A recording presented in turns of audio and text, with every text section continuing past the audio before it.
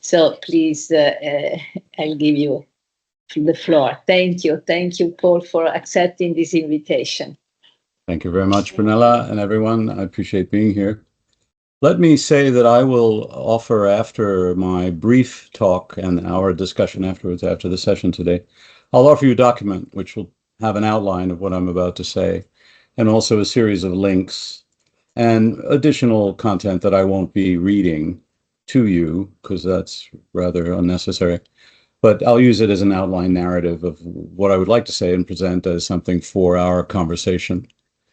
And so the title of my talk is Cybernetics Escapes the Laboratory, Forwarding an Anti-Wicked Praxis. The world was shaken, of course, and paralyzed with COVID-19, and the consequences of that were irrefutable, that countless pandemics were recognized. And I love this word pandemics, just to remind, all of you would know. Pan meaning all, and demos, which is the same root as democracy, meaning people. But it doesn't mean just people, it means a community collectively joined by perhaps geography or perhaps common values. So the recognition of pandemic from that moment was really quite profound, and you all lived through it. And the massive ills that we can all concede as having been caused, or at least recognized all of a sudden, because we then had this word pandemic in our minds, not just biology, but technology, social tragedies such as racism and inequalities and wars, and indeed the natural tragedies of climate change and environment. This is all that we know. It was at that moment, 2020, when I had a certain change of commitment, let's say. And cybernetics, I felt, had been much neglected, although also called out by many as something to revive, to teach, to practice, and to help a world gone wild, so to say. Andy, of course, Andy Pickering is here. Even before he wrote Cybernetic Brain, which came out in 2010, his critical viewpoints about the value of cybernetics were in presentations and papers and other work he had done before that book, and indeed in his current work acting with the World Agency and the Anthropocene, which came out recently, 2025, which I commend to you. But here we are 5 years on from the onset of COVID-19. Can cybernetics hold hints of redemption for itself and perhaps for the complications of the world? And there are a variety of people and ideas that are coming out. I think everyone in this room, so to speak, today realizes the value of cybernetics. I can point out one to you, and there are a couple of more in the document I'll send after the session. Bruce Sterling, the sci-fi writer, has a wonderful video on YouTube called Futures of Cybernetics, in which he mentions the usual suspects, Wiener and Paskin and Beer and others, and feels that it has a flowering that's about to happen. So if there is a praxis of cybernetics, if it is, as I would say, and Ranulph Glanville, there's a quote behind me from Glanville that says, design is the action, second order cybernetics is the explanation. If we have a resonance with this, then how can I help show that cybernetics and wicked challenges may dance together? Dance, of course, is one of Dr. Pickering's great phrases. So I would like to propose to show how I believe cybernetics and wicked challenges may dance, but with a twist. And that twist will come a bit later. Much of this is from perspective of conversations I have here at Carnegie Mellon. I've recently established a laboratory for cybernetics through the patronage of Omar Khan, who runs the architecture department here and who had Gordon Pask as a lecturer at the Architectural Association when Omar was there in the early 90s. So it's a very fertile world I'm privileged to be sitting in at the moment. So students, scholars, in-world practitioners, I feel those working in the world and scholars of the academic sort can be brought together. And I'd like to try to create a through line. I will go fairly quickly. I hope the document I forward later beefs it up a little bit. But again, let me propose that through line and the dance of cybernetics and wicked challenges, and then move to the twist. So where do we start? I start with students, and I call them student scholars. And the birth of some of what I'm about to tell you comes from talking with Omar and me saying, there's a lot of interest in cybernetics, but if you go to somebody in the cybernetics field, and maybe the systems field also, that expert will say, yes, I can help you. Here's my 50-page PDF, which of course is ridiculous, I'll say, among friends, but very common. So if we start where the student is, and specifically with the question, what is the student scholar's worldview? To what domain are they committed? And why are they committed to that domain? What area of wicked challenge in the world is it? Is it injustice? Is it economics? Is it racism? Is it climate? Name your UN 27 global challenges. So there's this rational commitment and a emotional commitment. So the prompts I begin with for them is to articulate their domains and concerns. How do they see the world? What in the world is important to them? I actually asked them to do it in first person. How do I see the world? What's in the world that is important to me? What do I desire as a human living in society? What do I wish to conserve? Which of course evokes Umberto Maturana's wonderful question, that as we embrace what is new, what is it that we don't want to lose? What do we wish to conserve? So here we are. Definition of design, a different one than the one earlier, which is more characterization from Glanville. You'll recognize this. Everyone designs who devises courses of action aimed at changing current situations to preferred ones. This is pure cybernetics. This is pure feedback. This is Simon trying not to be cybernetic and yet unavoidably being so. So I would claim that 21st century design challenges must be engaged systemically because of the entanglement, a word we like to use now, the social, technical, environmental dimensions of entanglement. You name your own dimensions. The entanglements are great. One must think systemically and one must act systemically because no one individual designer can solve, although we'll indict the word solve in a moment. No one designer is capable of acting sufficiently to approach these wicked challenges. And so the system of attention, the thing that we wish to approach, and the system of our action are both systemically grounded. And therefore, how might we help designers understand systems is a document that Hugh Dubberly and I wrote not long ago in the Don Norman attempt to modernize design education. Another one that Dubberly has written is a systems literacy manifesto, which I think is a beautiful piece. Again, there'll be links to this in what I send along. So the points of reflection for a student might be what resonated in those readings to how you are committed to your domains and concerns in your wicked challenges. So this would be an initial point.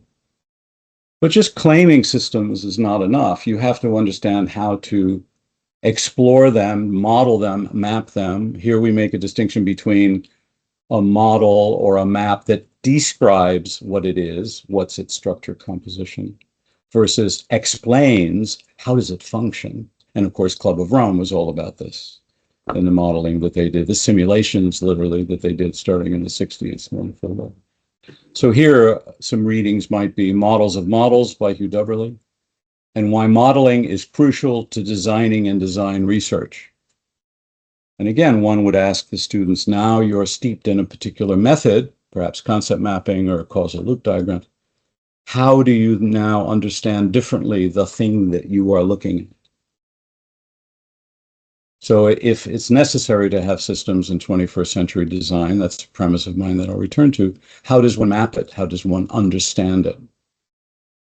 Next, we like to think of problems and solutions, and this vocabulary is still around a great deal. And in fact, most people would say design is problem solving. Well, the retort to that is that once you say this is the problem, you're going down a narrow path and you're eliminating other ways of thinking, seeing, situating yourself in the complexity and the entanglement. So postponing calling it a problem is of value. Beverly, again, he's written The Problem with Problems, Reconsidering the Frame of Designing as Problem Solving. It's a wonderful piece. So now what do you ask students who say, all right, you've been thinking about your domain and concern, and you've done some mapping of it. Is it good for you to think about that as a problem? Is it a disadvantage to think of it as a problem? Is problem too soon? Too soon. So this is another step in what I'm proposing as a cadence of approaching 21st century problems. Next, we have the term wicked. Nearly everyone has heard the term. Most think they understand what it means. There's a strict meaning from Horst Rittel, which I think is very important to maintain. It's a class of problems or situations or challenges. It's via Ben Sweeting. Problems are those that cannot be addressed using conventional methods of problem solving. So we want to eliminate problem solving right away from approaching these things that are wicked. They have uncertain boundaries, conflicting or incomplete requirements, and systemic complexities, such that the attempt to solve one problem may create others elsewhere. This is one simplification of what Rittel and Weber in their paper meant. Again, links in the document that I'll provide. So shaking a student out of thinking that they can immediately see a problem and then know how to act because they've defined a problem is part of this journey that I'm trying to suggest here. Cybernetics, of course, is about to come in. I mentioned it earlier in regard to the Glineville quote. Surely the quantitative and qualitative aspects of cybernetics, I don't need to argue to this group. There are a couple of references again that I'll offer. I see I'm missing some links that I'll add before I forward this along. But the fundamental focus of cybernetics on purpose and the pivotal role of information in pursuing purpose, and of course, the impact of applying purpose to one's own quest for purpose. One must look at one's own purpose and then be responsible for the choices that are made, the way I frame, the way I think, the way I speak, the way I model and map, and the way I choose to proceed. All of these are aspects of second order that I'm sure you're all familiar with. So now again, you ask the student, all right, you just had some readings in second order. How does that change what you feel about the map you just made? Is it the truth? Is it something that you can justify and therefore argue about? And of course, this gets into the whole idea of wicked problems, which Rittel would say is a challenge of argumentation, not a challenge of knowing the truth, mapping the truth, and then acting in a real world, but rather based on a constructive approach to understanding and then acting and then seeing what the consequences of the actions are. Now, if you accept all of this, you have to realize, of course, that design is fundamentally grounded in conversation. And Beverly and I make an argument in this document. I've started early on. I said early on, if we're designing in the 21st century, then we have to embrace systems. If we're embracing systems, I would argue that interaction involves goals, feedback, learning. These are all of the elements inside of systems and understanding the quantitative as well as the qualitative aspects of systems. Therefore, cybernetics is useful, is appropriate. I could even claim necessary. And we just did the move from cybernetics to second order cybernetics. And if second order cybernetics, then conversation, because it's not about agreeing a priori on what we all know to be the truth, teasing. It's not even on one arguing to another about the truth, but it's rather a common collective conversation about our values and our needs. Pick your words. Some of them are dangerous. I think values are perhaps appropriately dangerous. But if we share common values, then we can share in a conversation a collective move towards sufficient agreement to act together. And acting together is obviously a precursor to changing anything that we see in the world. We want to move from a current condition to a preferred one, a la Herb Simon. So what I'm trying to do here is incubate cybernetics in a laboratory using everything I've just been talking about, but also across the laboratory boundary. And what I mean by that is if I have a student who's interested in ocean sustainability, I don't know about that, and I don't know that anyone on campus knows about that. Where are the in-world practitioners? In-world practitioners. For a while, we were saying real-world practitioners, but of course, some of us don't like the idea of a real world being invoked. In-world practitioners. And so part of the role of this laboratory for cybernetics at Carnegie Mellon is to find collaborators for student scholars who are in-world practitioners, not to mentor, not to teach, but to collaborate, maintaining the worldview of the student scholar. Partly because I don't know what the worldview of my students is until there is a lengthy discussion, a lengthy mapping on their part of how they see the world. I'm a different generation. I'm probably 2 generations away. I'm also culturally different. So if the original cybernetics was about transdisciplinary, that's a given. Bridging that is always the challenge and has always been. But now in the 21st century, don't we have to recognize the trans-geographical, trans-cultural boundaries, differences, potential for greater outcomes through the variety that those things mean and allow and provide, but also transgenerational. How do we bridge the transgenerational differences of education, vocabulary, culture, etc.? So there are 3 trans that we have to be aware of: disciplines, geographies, cultures, and age, generation. Can we then create a space, and I don't mean a building, but a space of praxis with everything I've pulled in 10 minutes together as a foundation for how to lead student scholars through these steps, systems, wicked, cybernetic conversation, etc., paired with a collaborator, and then have that in the world. In other words, share those ideas, share the case studies, share the proposals, and also, I hope, share the impact that the student scholar may have on the in-world collaborator, the in-world practitioner, who brings from the conversations with students in the laboratory out into the world. So this is a very quick sketch. I hope it's clear enough. We can discuss, of course. And I have just another couple of points.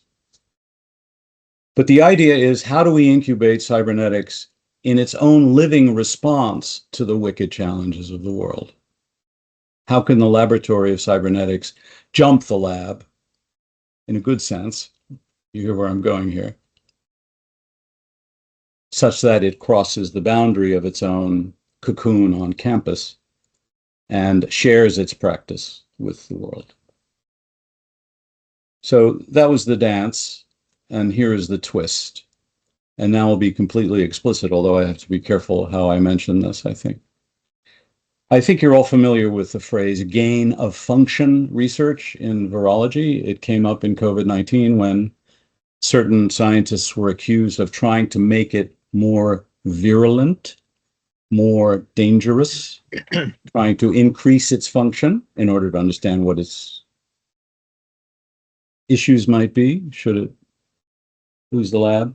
I want to take that and I want to flip it. And I want to take the scariness of that in the case of COVID-19 and viral spread of nasty biological pandemics to the possibility of understanding cybernetics, metaphor here, work with me, as a genetic material that through everything I just said, as a praxis, can be shared and evolved. Can we increase the function of cybernetics consciously through a praxis whereby there's some formulation, I'm offering mine, there may be other better ones, in this relationship between new generations and existing generations? Can we take Club of Rome and Stafford Beer's Designing Freedom and VSM and conversation theory and all of these things and have them available in the sense of a laboratory which contains concepts, models, methods, networking, collaborating? Can we create this web of interactions across what is normally geographically separated? God willing, we can have Zoom forever. Not my favorite, but better than nothing. I appreciate being able to be here with you. Can we flip the script on gain of function and make it an explicit means for some greater good to amplify what cybernetics has done so far and could do in future? So I'm calling this, instead of crowdsourcing, wait for it, praxis sourcing, right? Can we share our practices using one framework that I'm offering or better frameworks along the way? So can one laboratory incubate, disseminate, share, and gather from others who share to more quickly amplify the capability of cybernetics to approach wicked design challenges, and therefore create positive feedback across campuses, organizations, corporations, nation states, and indeed the globe? This is the dream. This is the largest dream I can dream, where now I have a laboratory for cybernetics in which I can begin to think about these things and have an impact on the students that are here and perhaps colleagues that are not far. So my final question is, how could we plan this? And this is my offer, my challenge, my desire to your group and to other groups. How do we capture the praxis of cybernetics to engage wicked challenges in the 21st century?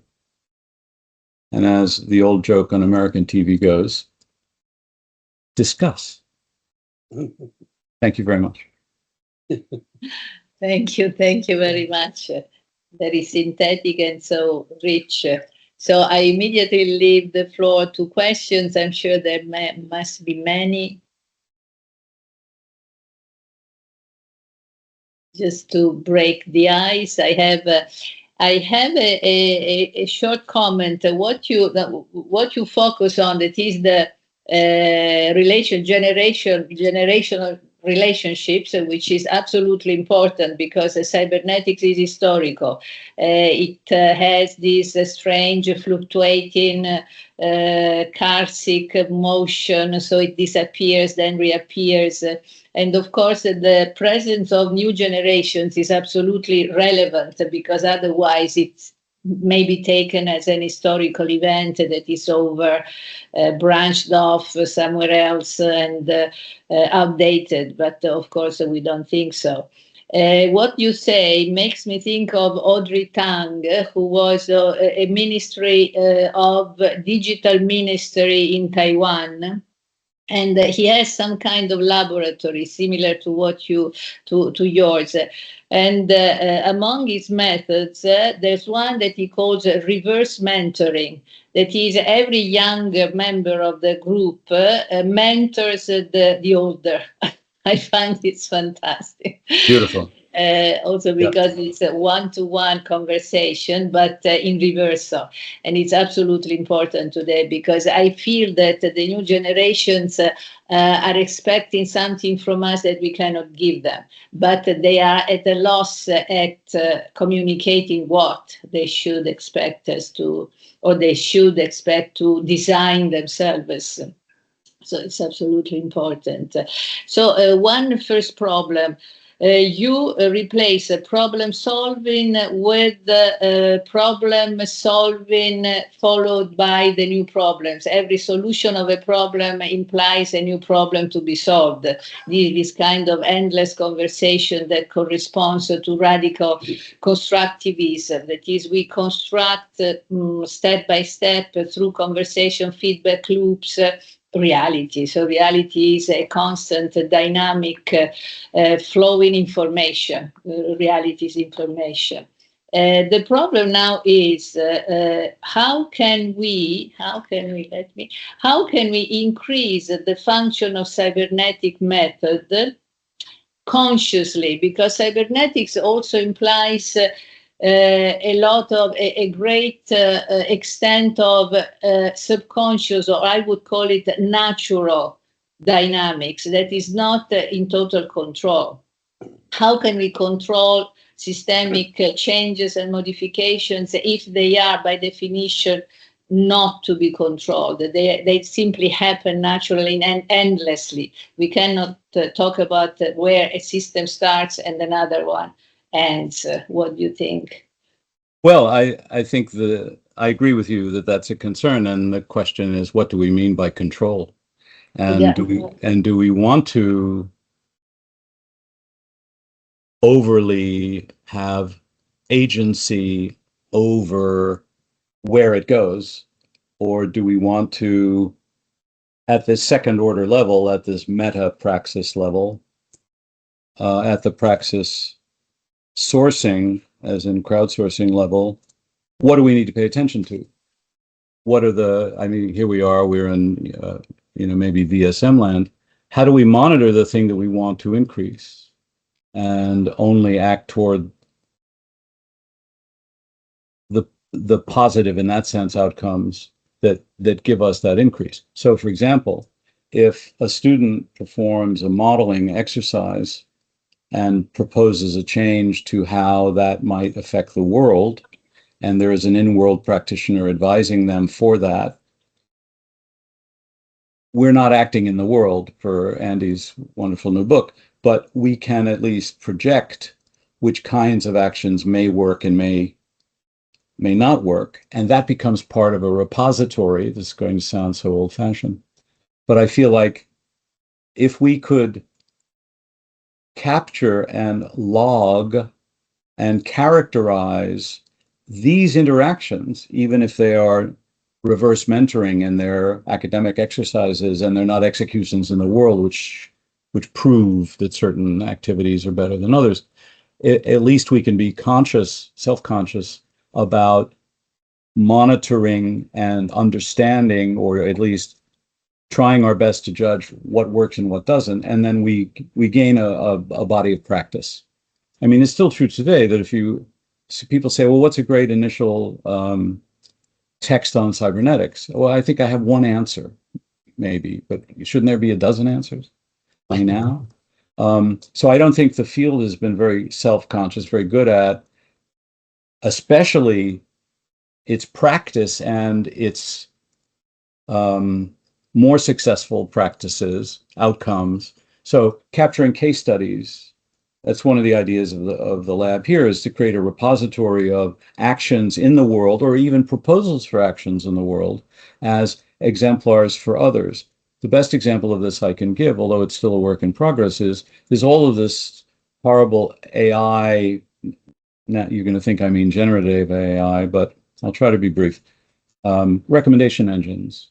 So what Google wants you to read, what Amazon wants you to buy, what Spotify wants you to listen to. These are all recommendation engines, but they're optimized for the platform that's wanting to sell something to make money from you, rather than an alternative that is truly interested in helping me think better. Let me synopsize it.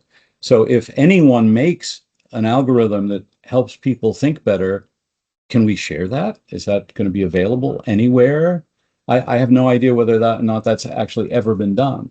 I mean, this could also be true of Gordon Pask's algorithms, which have been sitting around for decades, and yet you can't pick one off the shelf.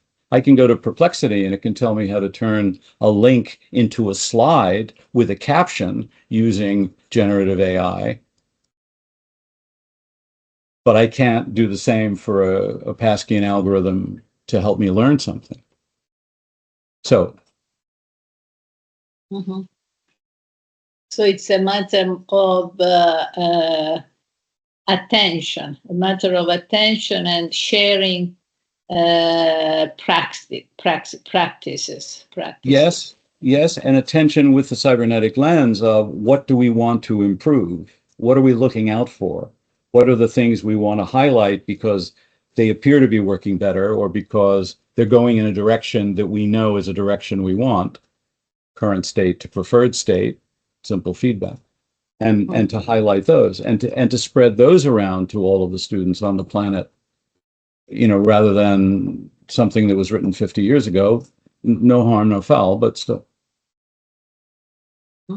Margaret. Hi, it's a real privilege to be here, so thank you for that. I have several concerns which have not gone away over decades with this subject, and one of those is the financial walls between ordinary folk and the actual books and documents and so on, and the paywall and the publishing walls and so on. So actual just access to that work is a real problem. The second thing is that you've got to deliver the information to where the people are. So having it stuck in your beautiful lab is really wonderful for those in the know, but it's once again the secret society club, right? And that doesn't help anybody out there who's just on TikTok, YouTube, and in every single AI platform that there is now. And I think that that's something that really has to be looked at, because you can't possibly start this praxis if the actual body of knowledge is locked away or hidden behind these secret societies or these arcane labs. So I really think it needs to be dealt with. Thank you. Yes, no, thank you, Margaret. And so you've revealed that, as far as I've gotten, is only that instead of a single lab in which things are locked away, it's a network of labs, each one of which has locked the knowledge away. And so I accept that indictment, and I think that's something to work on. Thank you very much. How to share beyond those boundaries. Yes. Thank you. Andrew? Oh, right. Yeah, that was a great talk, Paul. I mean, inspiring. I would sign up for your course immediately if I could do. I I love the gain of function metaphor. I mean, we can use that one. That's good. One thing that strikes me though is that you laid out your project by emphasizing systems. And, the idea is that the students have to survey systems, map them, model them, something like that. The simple thing to say is I've been writing about cybernetics for years now, and I never felt the need to talk about systems. When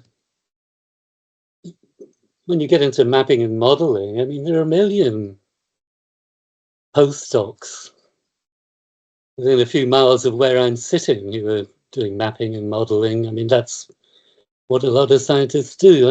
I find it hard to see that as being distinctively cybernetic. Probably when I was speaking to this group of people, I probably emphasized doing, right? Seems to me the cybernetic approach to wicked problems is to dive in, do something, find out what happens, react to that, etc., etc. So I mean, it's the performative aspect of cybernetics rather than the representational one. I really just want to know what you're going to say. I mean, you have been talking about getting the students to look at case studies, for example, which is not a mapping exercise. It's not simulation. It's empirical. It's historical. It's practical. So maybe I'm going on too much about systems, but come on, over to you. I love the question. Thank you so much, and I'm not surprised. So my context is wanting to respond to students who have a passion for these ills in the world. But I can't tell them, fine, you got a problem with that issue of economic insecurity downtown. Why don't you go down there and you sit in the room and you right? How would they intervene? How would they know how to intervene? Assuming they shouldn't go down there and sit in the room. But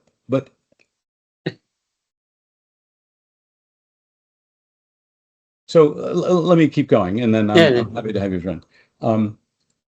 Surely just going in and dumping them in the room might not be as good as some pre-thinking. And that pre-thinking is a matter of exteriorizing their current understanding, talking about that current understanding with others. We may disagree on how much to do before they go down to the room. But the purpose of mapping is not to navel gaze, but to stimulate mental processes to understand what might be there. It's the old cliche that when you write a simulation, hello, Club of Rome, it's not about the accuracy of the numbers, it's about the understanding that comes from thinking about which numbers you might wish to use.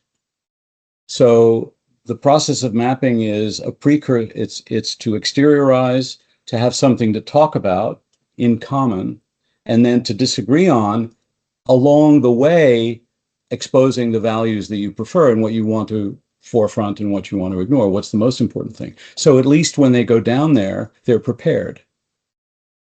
Now, again, you may think that's over-prepared. I don't happen to think so. Because, by the way, it's hard for me to even get students to cold email someone and say, can I have 30 minutes of your time? It takes hours of discussion to get them to do that. So in the context of students. So I know that's true, but, I mean, I used to say to my students, go out and find out about something, go downtown and see what's happening. And, sure. I mean, there is this category of kind of activist research or action research. Yeah. There are a lot of researchers who go out and engage in the world. But to throw a student into the pit with no pre-thinking and no parameters and no sense of what they might want to learn or might not want to do wrongly in that context, it just feels more appropriate and less unfair and more likely to occur than that. So the purpose of mapping is not to delay as much as it is to prepare. And again, we may disagree on this. And I admire all of the work that you've done on performative and the prior book and the new book both of which I mentioned. But these are ways of embracing what is ultimately what has to happen, which is the conversation for shared values to come to agreement on action. Because it's not one student who's going to do something. And Riddle is right. It's the fundamental of design is argumentation in the rhetorical sense, not being argumentative, but saying, here's how I see the world. The consequence of that is this. What do you think? Is that better or worse than how you think? Oh, you have that idea. No, I'm not sure I can go with that. And that's the dialectic that causes progress in the face of unknowability. And no one has written more about that than you have. Okay, thanks. Thank you. The conversation itself is a performance. No, isn't it an intervention on the world, however weak, because of course we are talking about the field of education, which is not immediately effective. So the next question might be, do you think that education can make that twist into constructing reality by the new generations? I do. And I think it's necessary. It may be a third way from, the whatever post-enlightenment we all grew up in to the current obsession with polarization and making sure that I can tell you what a fool I think everybody else is, and the degradation of conversation that social media has encouraged, not to mention politics, which is riding on the backs of what social media can do. I don't think I don't know how we can make progress on these kinds of challenges without the kind of education that interrogating our own worldviews and the worldviews of others, such that we might come to say, yes, there is no truth, but I don't mean that the way the President of the United States means that. I mean it in a constructivist sense. So I think I had a friend who used to say that we tend to think it's the internet that's changed our belief about beliefs. And he felt that it started when you had a remote control on a television set, which many years ago we all lived through. And we had a TV that didn't have a remote control, but I could change the channel with my foot because the knob was large enough. And so he would say that I could tune my reality. I could tune to the reality I preferred because I could change the channel. And was that the beginning? And Marshall McLuhan has just entered the room, probably. But a constructivist, an honest constructivist way of thinking, I think, would help a lot of things. And I believe that that comes naturally from what this is. I see the transformation in my students when we go through these steps, because I don't do the constructivist cybernetic or even riddle stuff first. I do the mapping first. And then as they interrogate their own maps and somebody else says, well, what about this? They begin to realize on their own through experience that this can't be true. It can only be a representation for themselves. And that backs them into bias and prejudice and all the stuff that everybody is now incredibly excited to talk about without admitting to Washington, because then you lose your funding. But I don't know how to get there, but I would like to get there, and maybe, you know, some of this stuff could help that. But this seems to be a natural progression. I think we need to do that with 5-year-olds. Maybe that's the curriculum to work on. Margaret, she has another question. Maybe yes, sorry. Thank you. I have another observation. Several decades ago, I would work with rural communities in the middle of Africa. And we used a really basic grounded theory to actually get mapping started. And you map with whatever you've got. And people bring a leaf, a stone. I'm really talking basics now, but you jointly map. And you can start just with those basic technologies and processes. And you do it iteratively. I don't think there needs to there doesn't have to be this deep steeping. And these are largely illiterate, uneducated people. So if they were able to map that successfully and that well, just with basic technology through conversation, then surely students don't have to start and get to that high level before they just, some basic tools, a basic process, and you throw them in there. And iteratively, that's how they learn. I love that. So two points. One would be a question for you, Margaret, which is, what does successfully mean? You use the word successfully.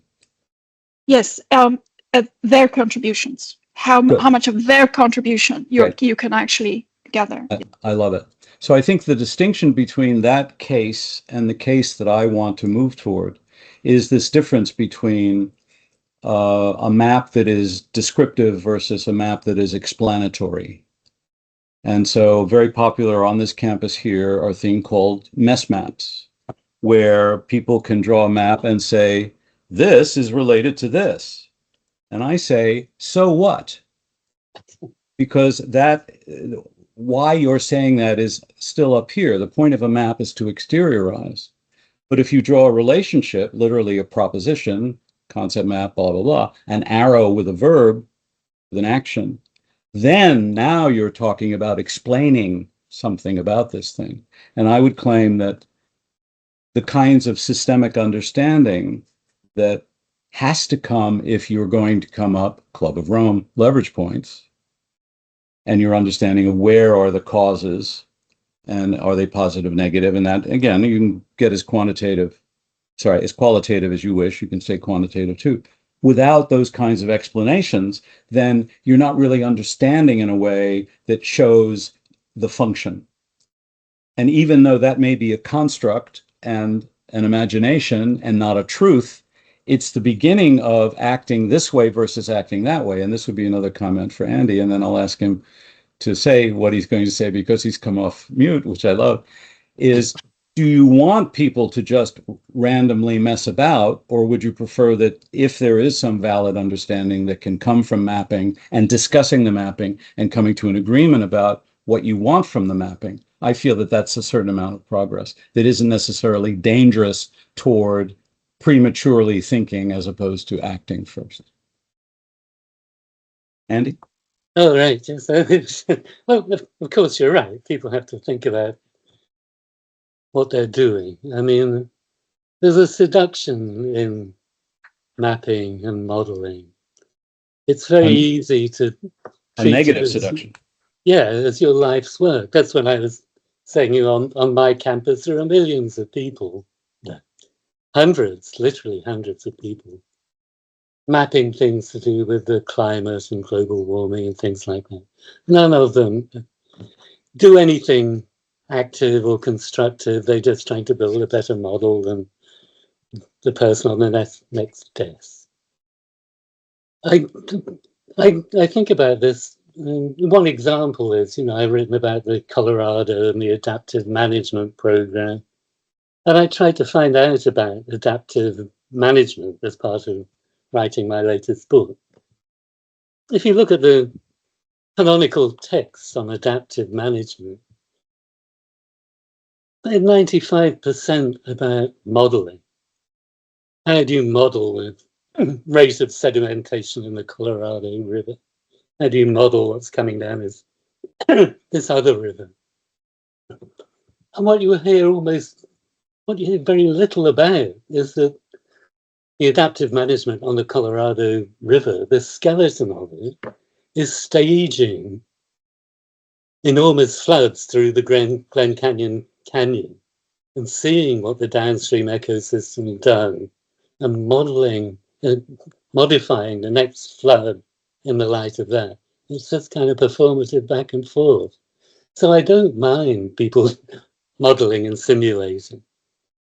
But what seems to get lost, not being able to see the wood for the trees kind of metaphor, is that the only way to really get to grips with a wicked problem is to plunge in and start doing things. Not from a position of total ignorance. I totally agree with you on that. Yeah, no, I think we agree on all counts. Yeah. And clearly we can see that there are different kinds of systems and therefore different kinds of preparation. And I think what you're saying is you can't prepare for playing with a river. That's maybe at one extreme where you can only experiment. No, you can model it, but the center of gravity of adaptive management is Beautiful. learning to manage and managing to learn, right? A temporally extended process. Great. Good. Right. Thank you. Okay. Other questions? Angela? You're muted. Yeah. No, I find fascinating this conversation, and I was just thinking, well, two things. One, that I think that is very interesting to go deeper into the distinction between systems and cybernetics, because this is a question that we've never sort of addressed, and everybody says, what is what first, systems or cybernetics, or what is the mother science, and is a kind of unanswered question. And I think that for most of us, the experience will be will be that we end up being, system thinkers and cyberneticians, but there is a distinction between systems and cybernetics, and I think that those of us here in the room understand this distinction to some extent.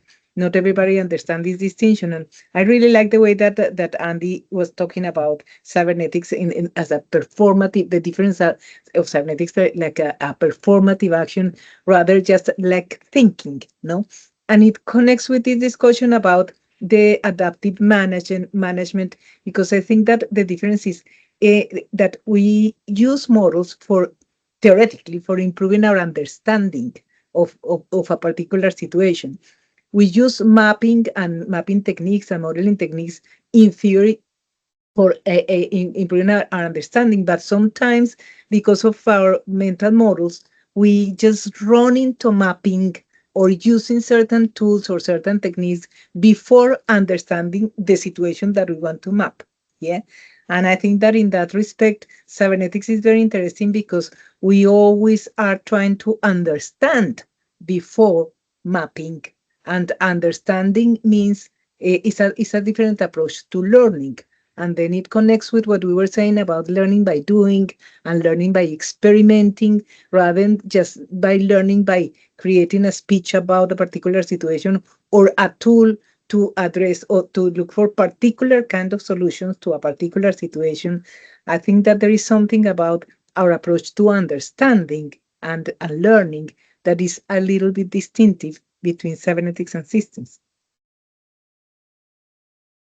That's a big topic. I don't want to seem to shy away from it. We could spend a long time on that. I recently put my foot in it, as the saying goes, when I wrote a piece for IFSR, newsletter, monthly, whatever. And I made the claim, which I stand by, that there's a difference in how, a critical difference in how cybernetics and systems think of the observer and think of the consequence of the making of a representation.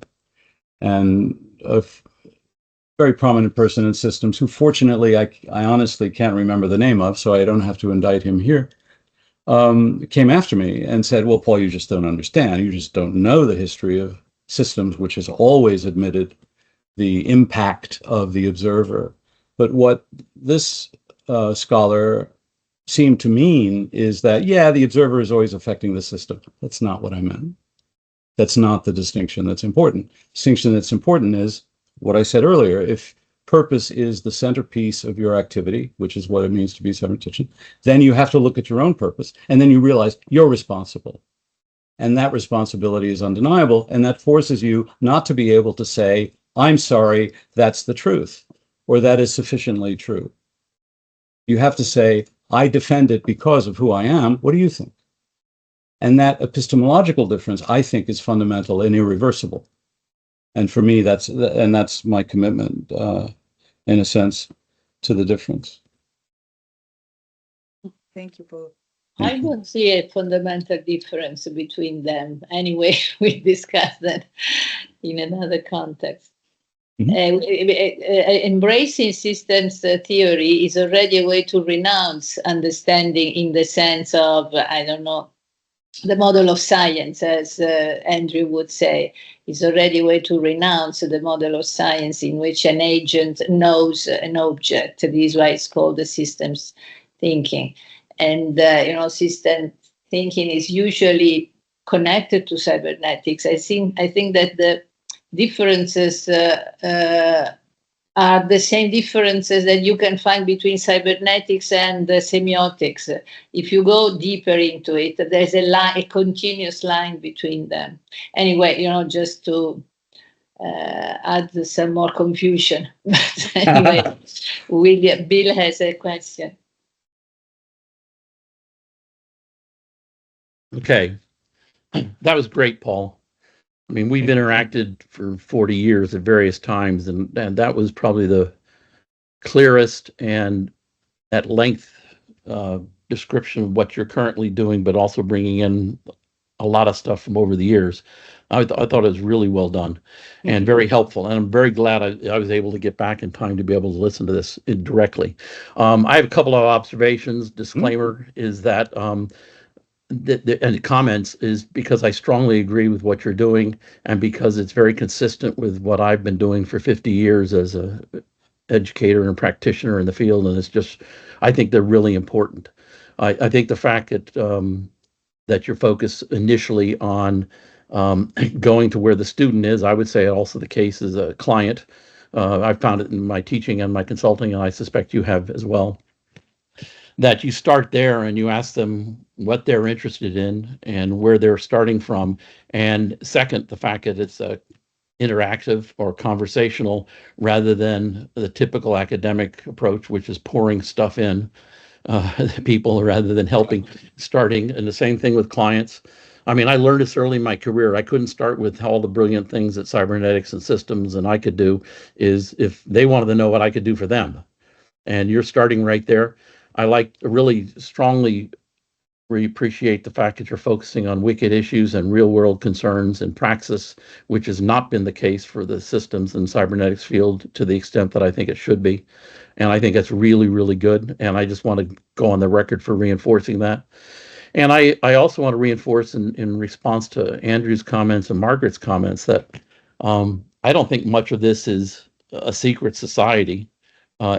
When you're asking people to spend their time or effort, whether they're producing books or producing other forms of knowledge or intervention, that's a scarce resource. And I much appreciate with the numbers of requests that I still get at this stage of my career, when people have done their homework and they come in with focused questions or actions rather than broad general, let's discuss X, Y, Z, because we have shared interests or shared background. So the fact that you're helping prepare them to do that, starting from where they are, but in locating it in a context that is a wicked issue, I think I'm strongly reinforcing that positive feedback. I think it's really good. And I do think the approach that you're mentioning, I agree with Andrew's work, and I've read his stuff. We've never met. I really focusing on agency in ways that most people in the field don't.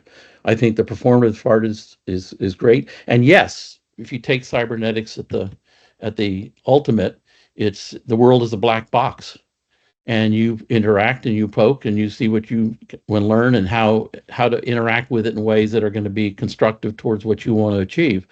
But there are two reasons why it's important to go in prepared, as you're trying to get your students to do, rather than just going in straight.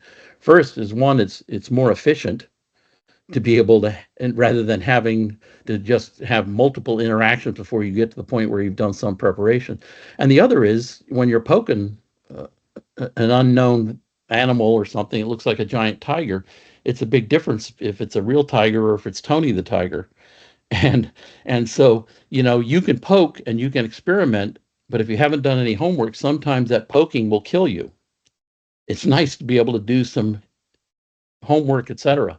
So I'm really glad to have a tangible example of what you're doing. I'm doubly glad that you have agreed to contribute to the book that Matt Holt and I are doing on cybernetic systems education, because this is exactly what I wanted to get, was a mix of the kinds of things that are going on around the world.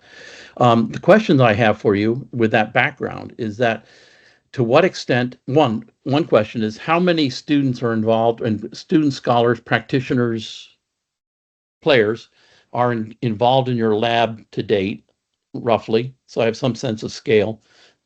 And the two questions related to that was, how does this play out for you and on the campus that you're at Carnegie Mellon, which is one of the great universities in the world, and you're doing interesting things.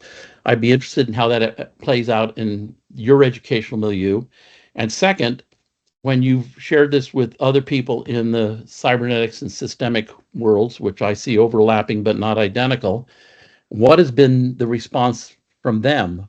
I mean, our colleagues, the people that you and I deal with professionally that are our identity groups. I'd be interested in your what you've learned and what your thoughts are on that.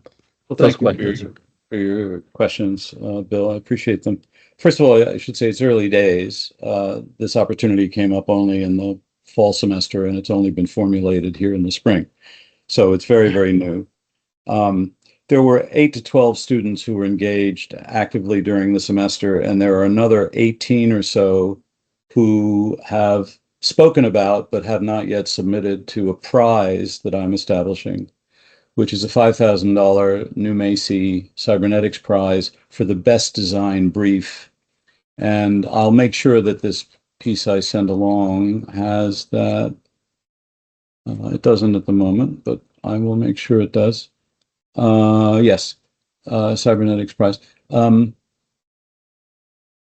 best design brief. So using cybernetics to approach wicked challenges, but it also, I want to get a plug in for this. What's the best criterion for a prize? Well, Heinz von Forster's ethical imperative is, I shall act always to increase the total number of choices. So if a student can claim and explain, not just claim, but demonstrate, give evidence that their design idea increases choice, increases human agency, then that's the primary criterion that I'm proposing to the jury that they use to judge the prize. And then using cybernetics and thinking about wicked challenges and so on and so forth. So that prize, the window for that closes at the end of May, and we'll give out the first version of the 5K prize in June. In terms of impact, I get a lot of very positive responses like, wow, I don't know that everyone understands some of the things that I say, like cybernetics, but they do get wicked challenges. Although one professor said, why don't you use wicked problems? And you know why, because once you say problems, then you're down the rabbit hole. And if you postpone that at least and think of challenges, it's better. And again, there's some writings on this that are linked to in the document forward. Let's see. The other place that I'm getting a lot of positive reaction is from other institutions. So if I know people in Northeastern in the design school there, or UW or TU Delft, and I begin to describe what this is about, and I can probably give you all right now rather than postpone it all to a much later time. Here's the homepage to the Lab for Cybernetics and all of the various facets that we're doing. One or the other aspect of that seems to catch people's imagination. And the next question is, how can they get involved? And that's when I begin to think about this idea of Praxis sourcing. And I don't just want to tell them what I'm doing, but I want to get a commitment from them to share in reverse and to see whether or not they would be willing to test out what I'm talking about or propose their own alternatives, et cetera, et cetera. So building this community is as much what I'm doing as focused on what that student just asked about, the relevance of requisite variety to their challenge. So early days, but very positive externally. The word is still spreading internally on the campus. Those that get cybernetics are right with me. And the students are getting more and more excited. They already get wicked. They understand wicked, even if it's a watered down version of that. And there are so many, both in design and in architecture, who are passionate about wanting to make a change in the world in these domains, that they're hungry. And it's not difficult for me now that I have a structure and some spiels to offer. It's not hard to respond to them. But thank you for the question. Can I have a follow-up on that? Are most of the students within the School of Architecture and Design, or is it across campus you're pulling, like you did, like Heinz did, like I did, and others, from a broad mix? Is that accurate? It's growing. So my position in the lab is technically in architecture, but the head of architecture, Omar, aforementioned, wants a very strong relationship with design. And there's a new head of design that I seem to have a good rapport with, so I'm expecting that to continue. But the Heinz School of Social Science is also doing wicked challenges. And it's just that network is still growing. I don't know the rest of the campus the way I would like to, but one of the purposes of the prize, of course, is to get the word out. People see, oh, that's a lot of money.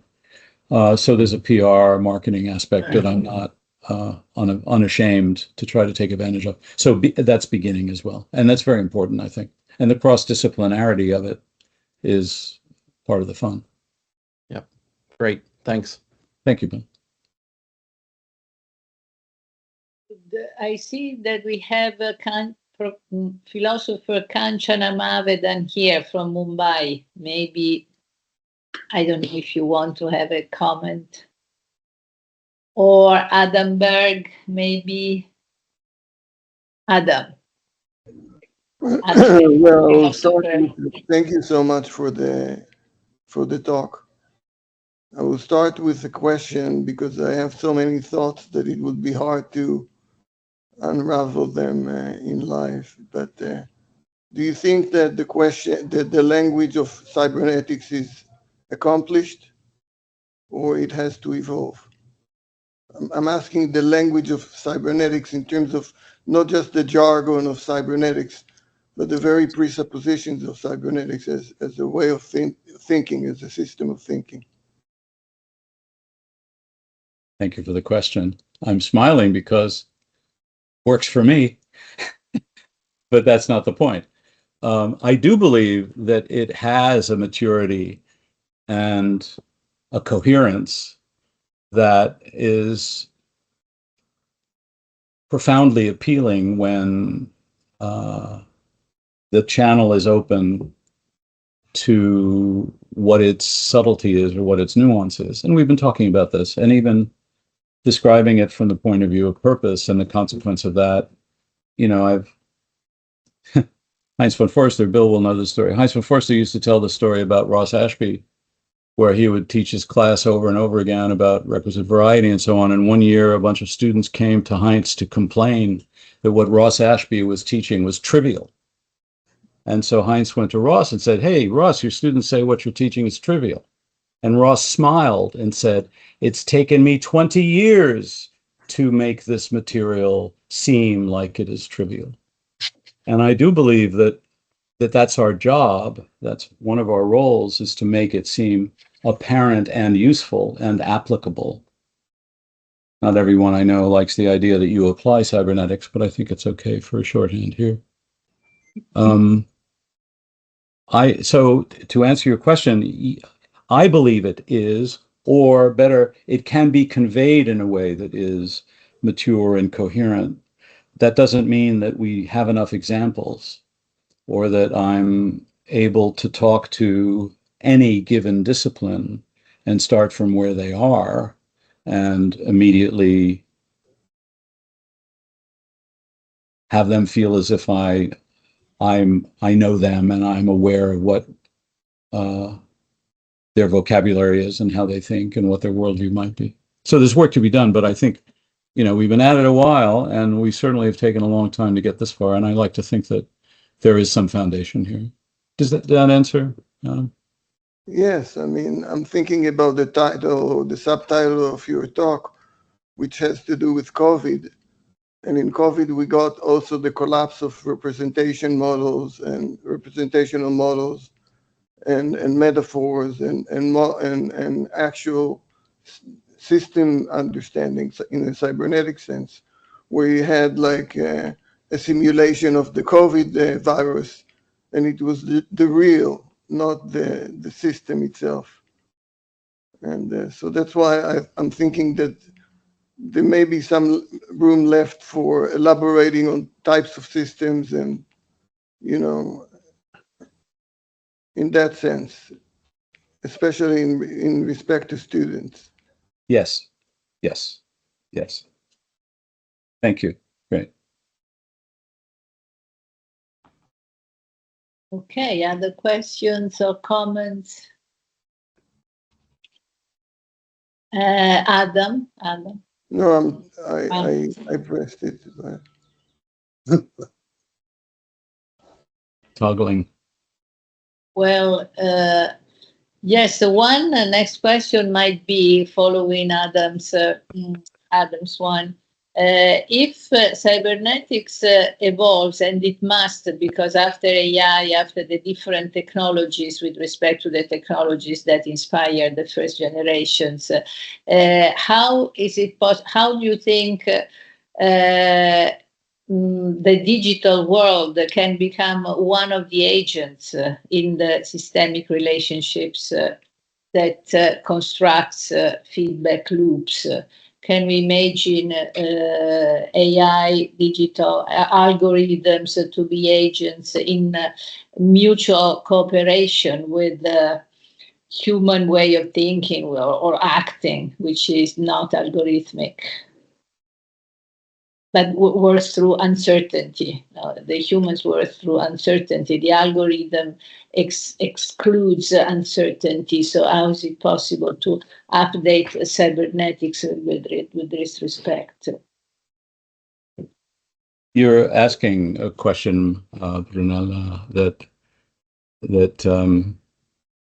strikes me in the heart, because I've been thinking pre-generative AI about this question since I first understood what AI meant and what cybernetics meant. When I got to college, AI and symbolic AI was the high priesthood, and there was something cultish about it, and everyone worshipped it. And then I met Gordon Pask, and I took a sharp right turn, and thank God I was redeemed. But ever since then, I've tried to write code and to purvey ideas about writing code that had a cybernetic sensibility, may I call it, even though it was entrenched and implemented by the zeros and ones of this horribly deterministic Turing logic machine. And I feel that I've failed after all these years to make a dent in that difference. And now it's all the harder with the hype about generative AI and et cetera. You know what's going on there. So I'm trying to be less disappointed and less humbled, and to work in this way that I am now able to work. There's this thing called the laboratory. There's a bunch of zeros and ones and a bunch of conversations at the moment, but it still has the idea of resources and the idea of a praxis, and the idea of outreach. And I would like to think that along the way, we will do work that can be compared to the algorithms. I alluded to this a little bit earlier. Recommendation engines work in a particular way. There are alternative ways of writing code. It wouldn't make you $100 billion, but it might still make you 10 billion or 50 billion if you were an entrepreneur. And I want to carry that story forward. I can't try to do it now, but I do firmly believe that just because the substrate of the 0-1 machine is a particular logic, that you can't do the kinds of things that we would want from a cybernetic point of view in that substrate. But the proof is in the algorithms. The proof is in the heuristical consequences of building things and then showing people, hey, what do you think about this? I fully believe that I can build an alternative to social media which does not cause polarization or encourage polarization, and which does not disappoint people by showing them an alternative point of view, but rather gets them excited about what might be an opening of possibilities and an increase in agency and an increase in their choice in the von Forster sense. But I haven't proven that yet. That would be the side. In a sense, I've set that aside. I'm no longer an entrepreneur. I've set that aside in order to build this other thing. But if there's an opportunity within this lab framework to do that, and I had a conversation recently about it, there's a computer science department on campus here that's, prodigious. The trouble is they think they know what they need to be interested in. And so the challenge is, how do you entice someone who knows everything they think they need to know? And I'm not exaggerating, and I'm not being unkind. And also anything that's more than a couple of years old is useless and uninteresting to them. And that's also a fact that's been documented. But I would like to try to do that. I haven't done it yet. So you've exposed me. And I appreciate that because it reminds me where my heart is. Thank you.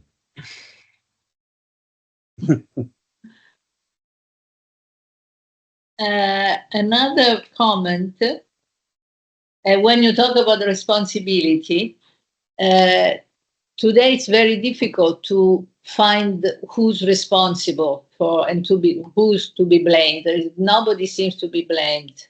And this is why the people, as Margaret hinted, who are the people? The people disappear exactly because we, the people, or the people, what is called the people, do not really exist anymore, in a sense. And not only because they are the victims of some mysterious power. They cannot be the victims. They cannot be complicit to the ones who are to be blamed. So this is the chaos of the moment.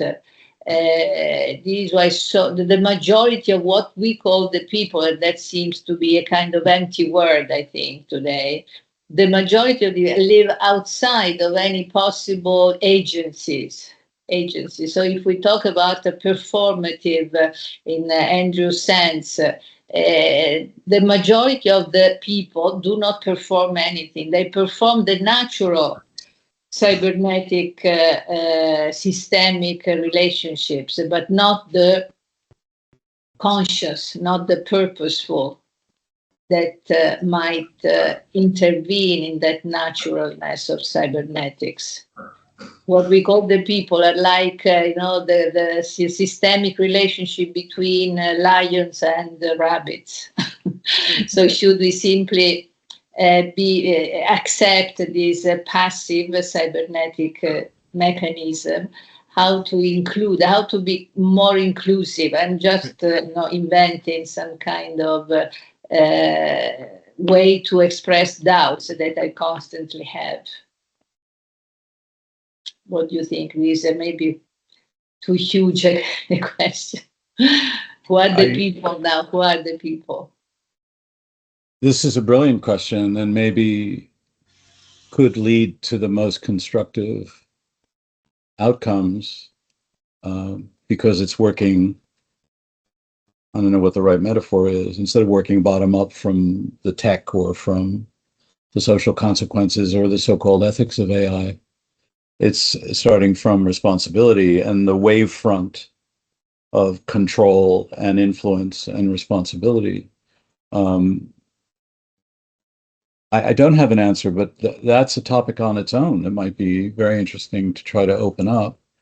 The conventional response would be, well, it's the tech bros, the tech brothers, the Sam Altmans, perhaps being the worst example of all.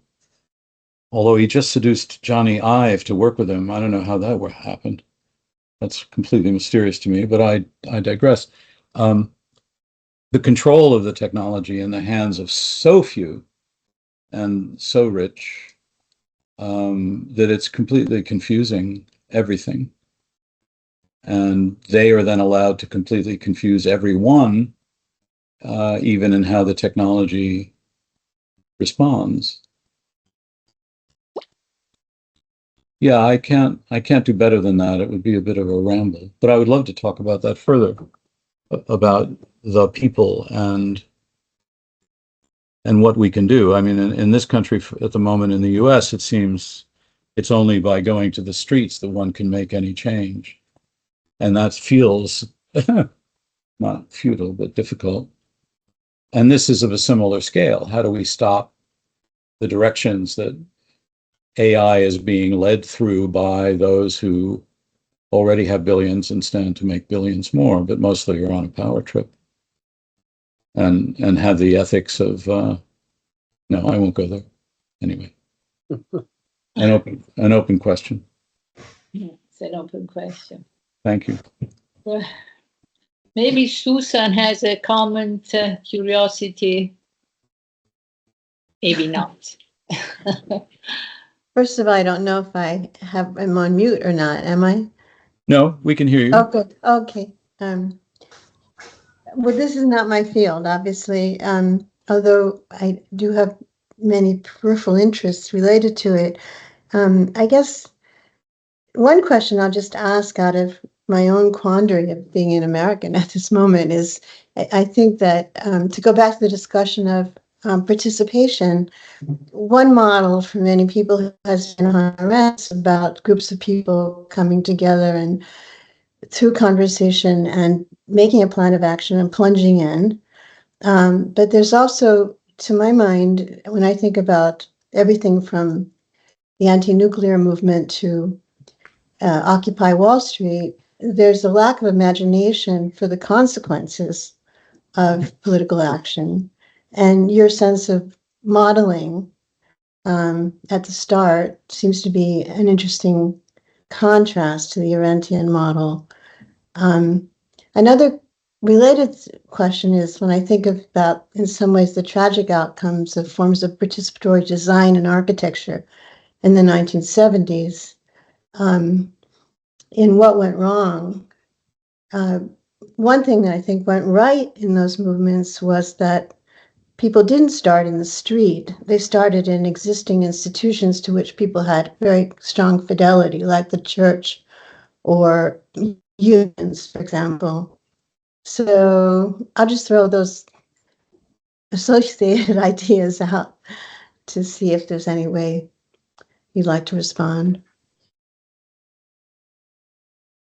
It's a wonderful invitation.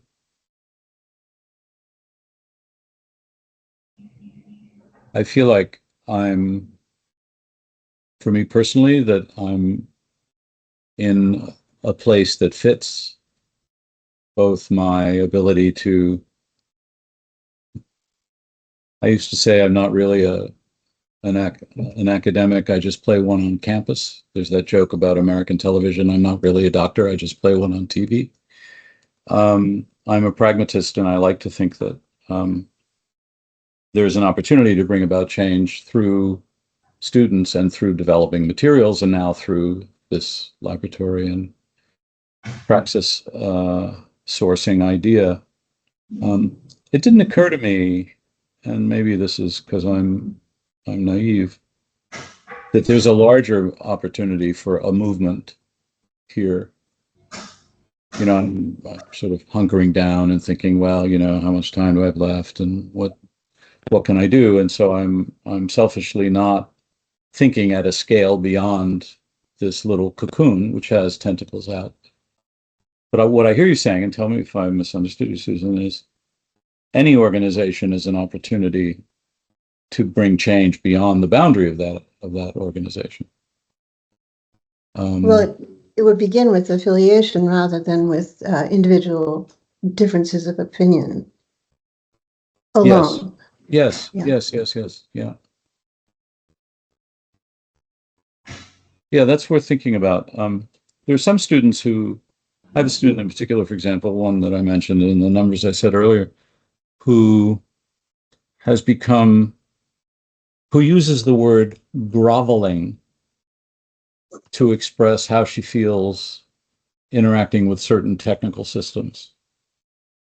She feels like she is required to grovel in order to use it. And the primary example she uses is, do you know the CAPTCHA, where you have to prove that you're a human?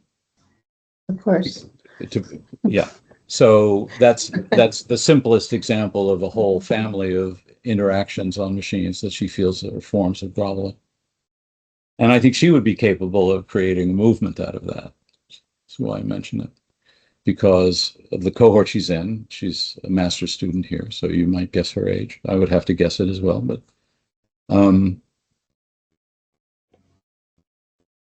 not to pass it along and to avoid it for my own, but I could suggest to her that it could be a movement. I think she would resonate with her greatly. Thank you. Thank you. Thank you. Great. We have a question in the chat. I don't know if you can see it, or I can read it. A long question by Daniele Poccia, philosopher and member of the collective. One question: do you think that the conditions of possibility of transmissible cybernetic practice, a cybernetic lab, are to be found in the feedback structure of thought itself? Is against Pickering, and even more so in the dual feedback relationship of thought with itself and with the outside world, with the world of things and other organisms, human or otherwise. Maybe we can have. I have an answer. In the vernacular of America, my answer is totally. I mean, of course, it's brilliant. It's beautifully stated. It's very succinct, and I agree with it completely. The question becomes, what do you do with it, right? How do you move from this reflection, this beautiful reflection, and integrate that into some structure where there can be, I don't want to say critical mass. It's amazing how we've completely lost track of where that metaphor comes from. Right, the explosion of something, really. Anyway, yes, I love this, and I would like to capture it and ponder it. But would you agree, would the questioner agree that it requires then taking into some structure in order to be able to point and to interact and to agree on where it might go? You mean a thinking structure? Beyond thinking, acting. So what do you do next? What, as a consequence of this, how do we then operate? In other words, there's nothing more practical than a strong theoretical or abstract, coherent bringing together of complexity into a very clear statement, which is what I think this is. But that doesn't mean you're done. So the question might be, where does this go? As a consequence, what do we do? There probably are prescriptive suggestions here, and I don't mean prescriptive in a bad sense. I mean ways of acting beyond this. If this is the framework, then what do we do? I think that would be another conversation of its own, which could have an impact on what I've been talking about and would amplify its meaning and its resonance, I think. Mm-hmm. Yeah, the next comment that he makes is the space of intergenerational relations and the internal space of thinking are isomorphic. That is, thinking already contains an intergenerational structure, and therefore thinking itself is a feedback itself, and therefore doesn't have a substantial core. This is interesting. There's another comment a question by Margaret. The capture stuff proving we are human is the way we train their AIs. The AIs, yeah. AIs for free, who is captured. Exactly. Yeah, it is all about training. But back to this for a moment, the space of intergenerational relations and internal space of reflection are isomorphic. But my reaction to that is, therefore, the cynical way of saying it would be, so what? So what do we then do as a consequence of that? It's a huge challenge to do this intergenerational thing. It's not trivial. So much is different. You know what the litany is: the education, the style, the way of absorbing, the way of learning, the interests. And so I think we need to be conscious and have structures to bridge that in the best sense.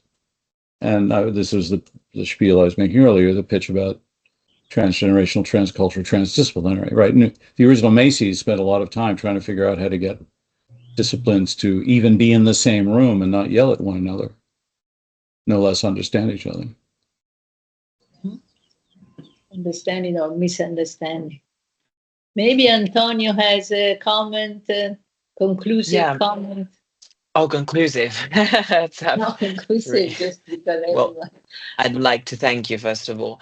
No, I was thinking about, in general, really about the academia, because of course we're on the other side of the pond. So we see this sort of, when you talk of polarization, we really think of the role of the academia in this. And so in a way, I'm thinking if the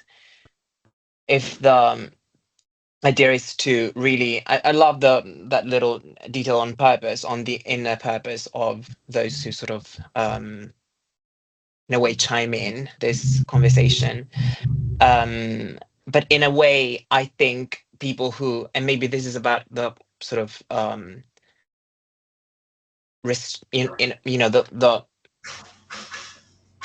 nature of this ensemble, let's put it that way. It's joined by people who have purpose already, and we see again from this side of the pond a huge crowd of people who have no purpose and who don't really see the academia as rather they see the academia as this sort of ivory tower and not very much in a way immiscible with their own lives. So this is not something we have in Europe, I feel, as much, but it is I would say my interest is how do we also ask them,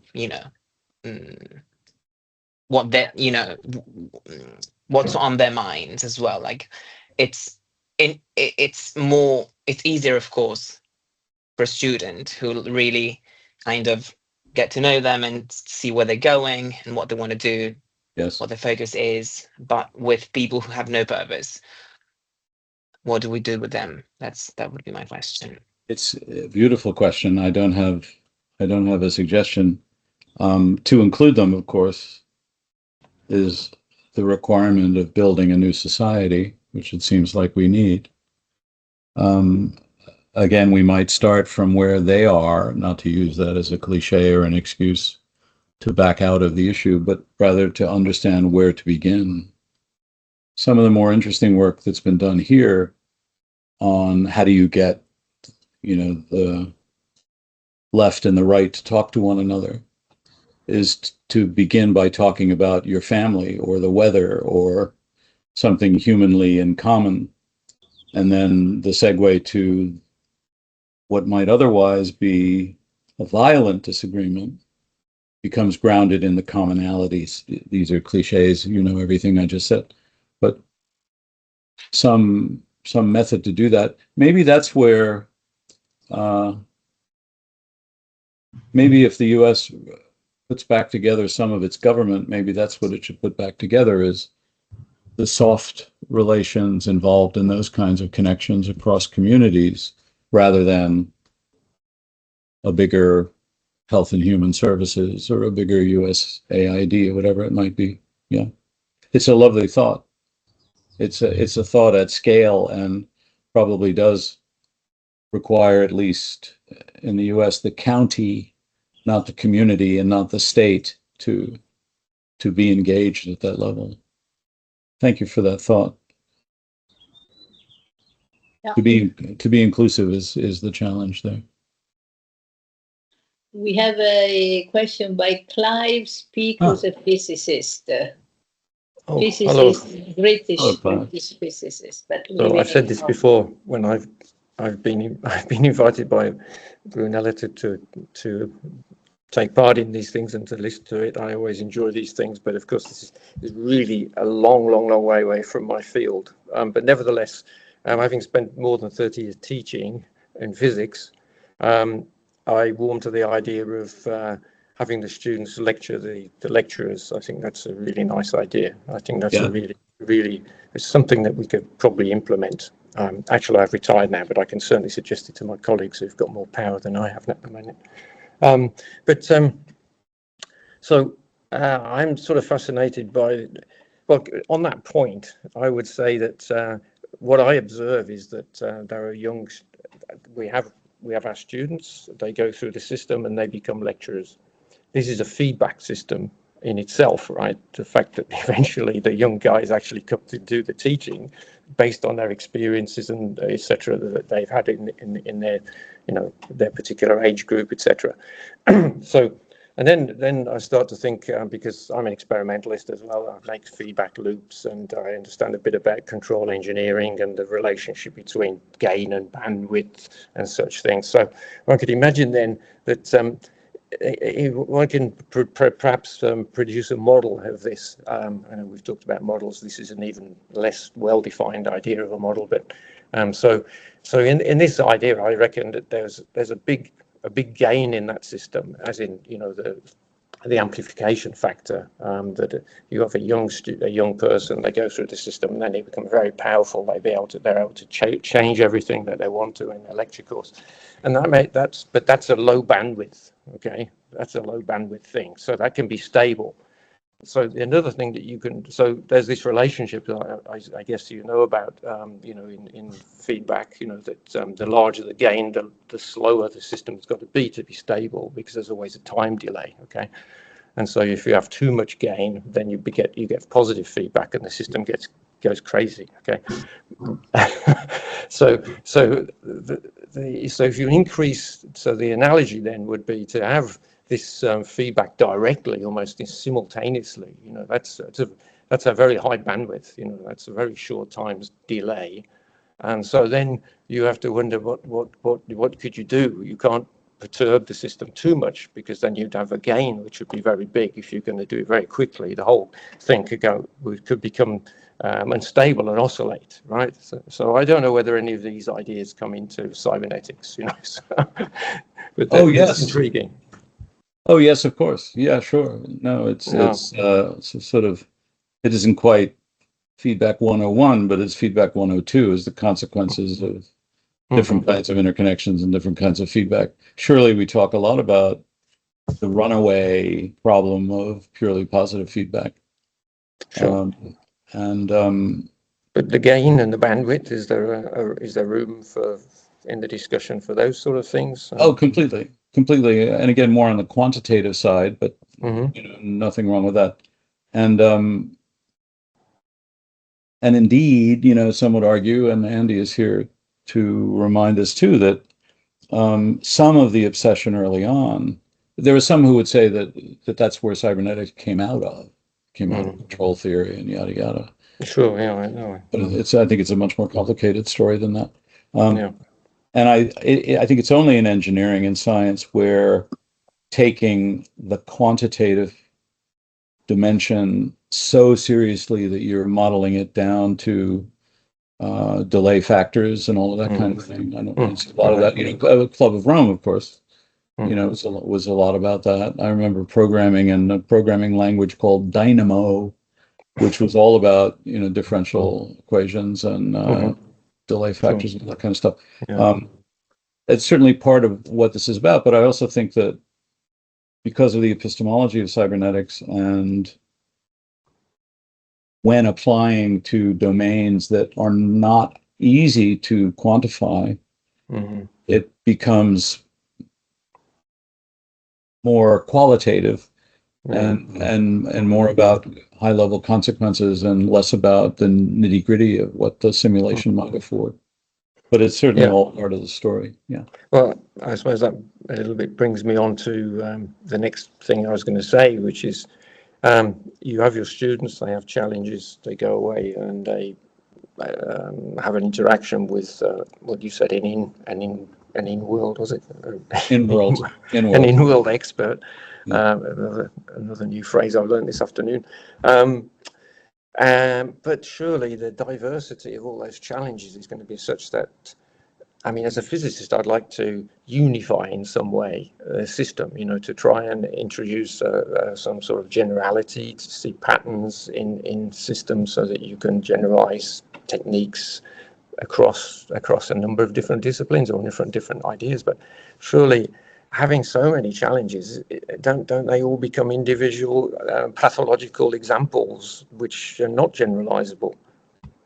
Well, this is one of the points of Rittel in the idea of wicked, which is that everyone is unique. Every situation is unique, and that you can't generalize a solution or an approach from one to another. Absolutely. This just one quick comment. It's difficult to make the transition with a student from them coming in and thinking, I'm going to solve these problems, to realizing the kinds of things we're talking about, that these systems are unknowable, unpredictable, uncontrollable, mostly, and that's a moment of disillusion, which is very difficult for them. And the reason why I work so hard to offer what I'm offering, including mapping, including these other things we've been talking about, is so that they have something to hang their discipline on. And I believe, and if I didn't believe this, I wouldn't do it, I believe something that is valuable for them to enter the world knowing, or having tried, having experienced, having exercised as a methodology, which they can go into the world for. Students, I think, everywhere get obsessed with getting the right answer. And I say, I don't care what your answer is. I care what your process is and how you, I'm looking for a stronger evocative word, how you yield the tools and the methods more than your claim that you just designed something that's going to change the world. That's, hyperbole, and also that's not the point. Thinking of the numbers that you need to think about. Yeah. As you said, sort of thing. Yeah. Exactly. And not, this isn't about truth or getting it right. It's about understanding how to operate in the face of varying degrees of uncertainty and unknowability and lack of levers, if I could just go over there, students very often come up with solutions that require $100 million or the equivalent. And I say, can you go back and think about something that would cost less and would still have an impact? And Because if every solution is only money, that's absurd, and they're not really thinking it through, in my view. Anyway, that's a little hobby horse of mine. And one final, slightly, I think, not so serious, I think, because this really is going in two dimensions away from my knowledge. Okay, because first of all, I know I've had students who've worked with neural networks, but I'm not an expert at all in it. I was wondering whether, okay, we think of cybernetics as being a feedback engineering. I mean, can you do neural network? Are people doing this? I guess that they are. I mean, this is my ignorance again. Neural networks involved in the process of developing algorithms in cybernetics. How much time do you have? Sorry, I don't mean that cynically. That's my question. No, it's a very serious question, and I don't mean to be too facetious. First of all, let me point out something that you may or may not know, which is that if you say AI technology today, you mean neural networks. You knew that. Yeah, right. Sure. But did you know I understand that? Yeah, I mean, it's a lot more than that. But I mean, it started off with neural networks. So, but those are not generative. It's just the basic things that people have been doing for maybe 50 years at least. I mean, it's I don't know. Well, we can point. There's a point in time when the neural network was invented, right? But yeah, so it's a long time ago. By cyberneticians. Yeah. Okay. I like to shock people by telling them that when they say AI, they really mean cybernetics, and they don't even know it. But that's just my little joy. I'm sorry. Let's see. So I just want to, I guess, that people are doing this. I think that would be the short answer then, really. Would it be? Yeah, I mean, I don't know if this is a helpful way to respond, but if you have data, you can use a neural net. Yeah, sure. And so it will find, and you can use techniques like reinforcement learning, which is a feedback mechanism of training and retraining. And very often there are humans in those loops of doing the retraining because it can't figure it out on its own because it's so stupid. But surely that's part of that scheme. It's just less transparent how it's not transparent at all, how it's doing what it's doing. Yeah, I mean, biases and such, and weighted outputs and all this sort of stuff.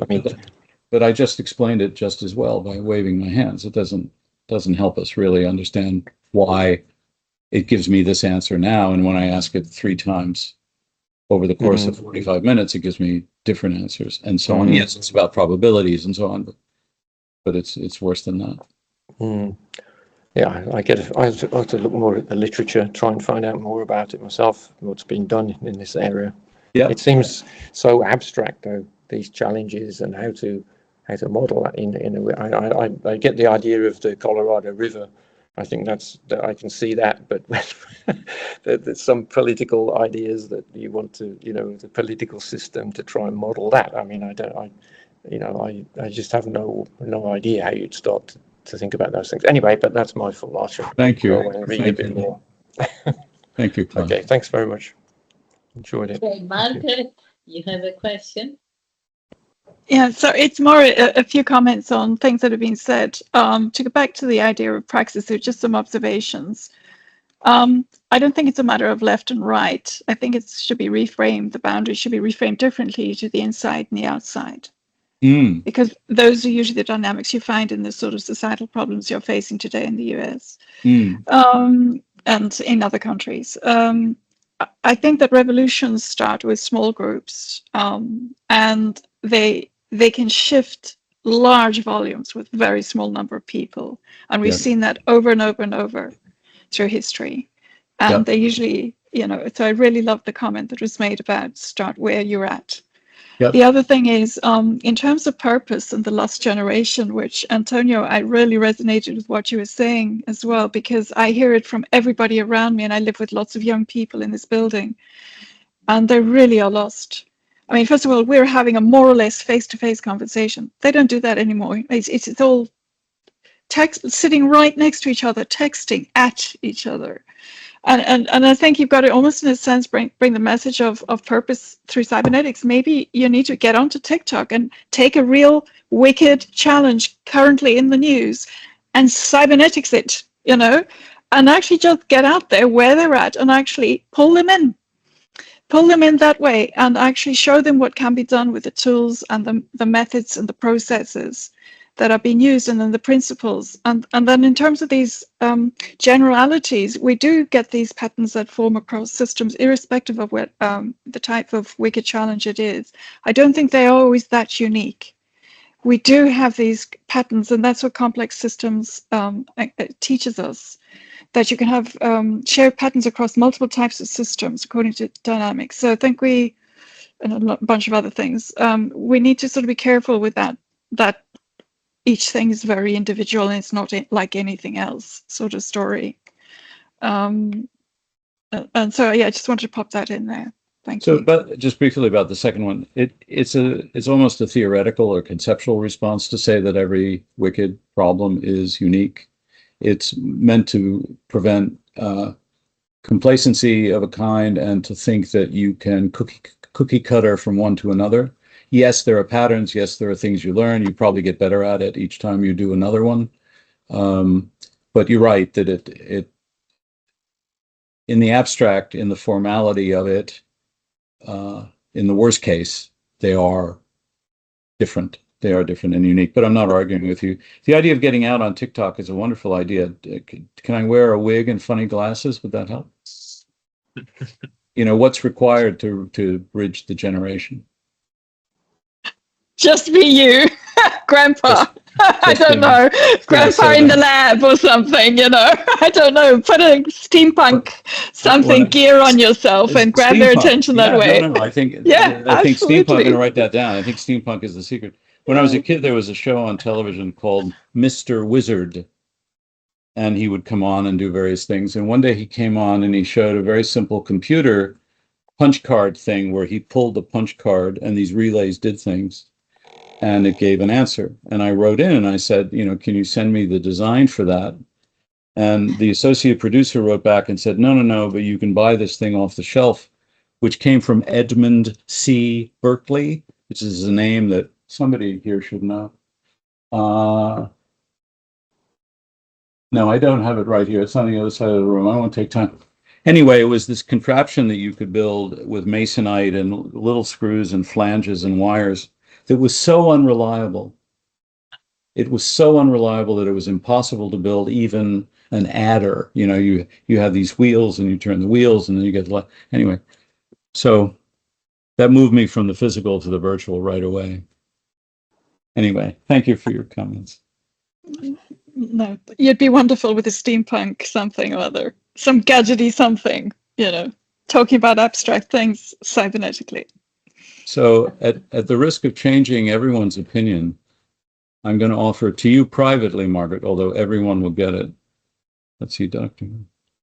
Here's a website you might explore. I know you don't have a lot of extra time, but in fact, here's a better link than that. The second link has better material. He's way too prolix. He talks too much, but the ones on the second link may be better. Anyway, forgive the diversion. Thank you. Thank you so much. Fantastic. We'll have a look at it. Thank you very much. I think other questions, if there aren't any other questions. Okay, Paul, thank you so much. We are going to reflect upon this wonderful talk, and we'll contact you again for more involvement. Thank you so much. I can't wait. Thank you all for your attention. And I promise I'll send along this document shortly, and then you can explore it to everyone's heart's content. Thank you, Brunelli. You're a wonderful host. Thank you, everyone. Thank you, everyone, and see you soon. Thank you. That was great. Thank you. See you. Bye-bye.